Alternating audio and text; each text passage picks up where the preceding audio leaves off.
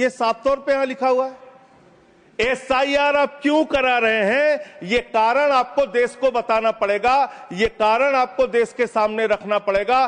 भारत के संविधान की धारा 327 कहती है, इस संविधान के प्रावधानों के अधीन रहते हुए संसद समय समय पर विधि द्वारा संसद के किसी भी सदन या किसी राज्य के विधानमंडल के सदन या किसी सदन के चुनाव से संबंधित सभी मामलों के संबंध में प्रावधान कर सकती है, जिसमें मतदाता सूची तैयार करना, निर्वाचन क्षेत्रों का परिसीमन करना और ऐसे सदन या सदनों के विधिवत गठन को सुनिश्चित करने के लिए आवश्यक अन्य सभी मामले शामिल हैं।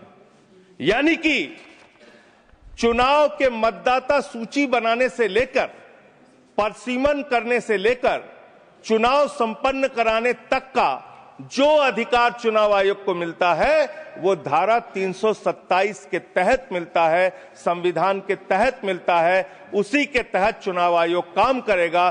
चुनाव आयोग कोई राजनीतिक पार्टी नहीं है, उसको चुनाव नहीं लड़ना है। चुनाव लड़ना है राजनीतिक पार्टियों को। राजनीतिक पार्टियां बैठती हैं पार्लियामेंट में और संविधान के मुताबिक जो 327 के तहत पावर चुनाव आयोग को दी जाएगी, उसी के तहत चुनाव संपन्न होगा। अब आगे आ जाइए सर।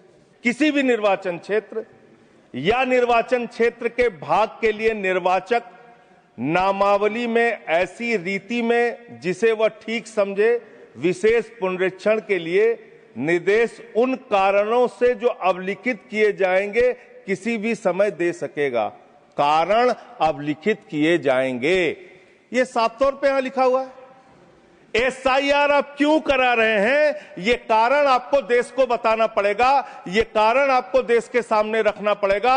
ऐसे नहीं कि हम तुगलक हो गए हैं, हमारे दिमाग में सनक आ गई है, हम पूरे देश में एसआईआर कराएंगे। संसदीय शब्दों का ही इस्तेमाल करिए। शब्दों का नहीं सर, प्लीज सर इसमें क्या गलत मैं कह रहा हूं?